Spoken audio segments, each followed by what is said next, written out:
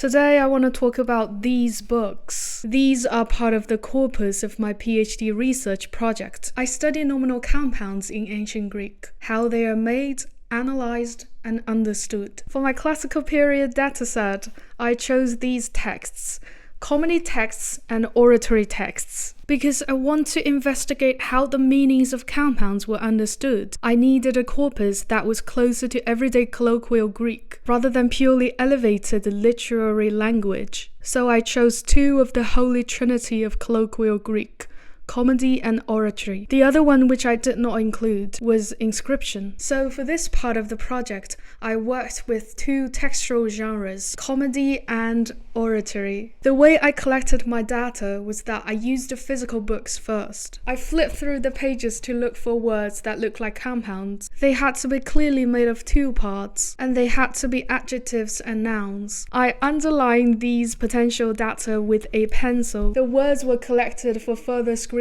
and verification. I used these books because I like the physical action of underlining, plus the ASMR sound of pencil on paper. The first comedy play I chose was Lysias.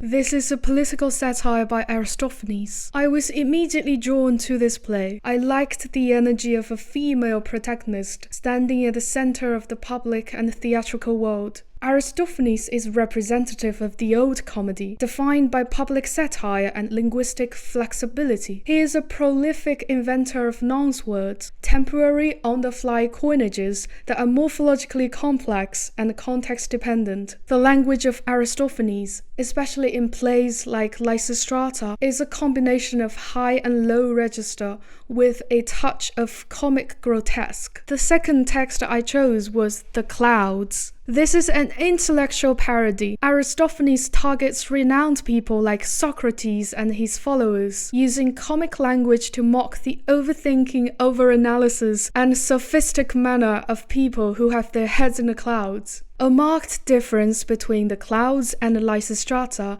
is that The Clouds reflects the rise of intellectual and technical language. I like this text because I myself have a light-hearted attitude towards overthinking and overanalysis as a way of life. I constantly mock myself for my own overthinking, so when I saw this text, it immediately clicked. I love how Aristophanes uses language. In The Clouds, Aristophanes absorbs the rising tide of the 5th century philosophical and scientific jargon, incorporating genuine emerging technical terms such as astronomia, astronomy. He then mirrors this register through invented exaggeration, coining elaborate nouns formations such as merimnophronstes, minute philosopher, and meteoropenax, an astrological quack. It's specifically to ridicule sophists and natural philosophers. My favorite invented compound is definitely meteoropenax, an astrological quack. The third comedy text is Dyskolos from Menander. He represents new comedy. With social realism at the core, Menander composes in a much more moderated register. His theatrical focus shifts away from the public and moves into the private,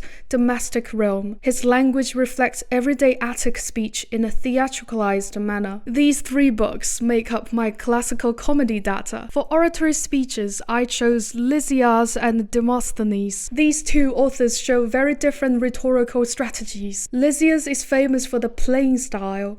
He wrote speeches for different people to use in court, so he tailored his speeches to create a suitable personality for the speaker. To win the trust of a jury, Lysias must project the persona of an ordinary, honest, and unpretentious citizen. This is why he avoids overly poetic language or elevated words. If you want to persuade the jury, it's better to sound honest. Demosthenes has a much fleshier style. He gives off the vibe of a speaker standing out there in public, rather than the writer behind the scenes. While both authors display a dexterous command of language, Demosthenes' words are more varied. He operates in a context of public deliberative oratory. His speeches are much more charged. His orations, particularly on the crown, display the sometimes aggressive and often politically charged terminology. He does not hesitate to deploy derogatory coinages such as grammatokupon, one who bends over records. In the same sentence, he uses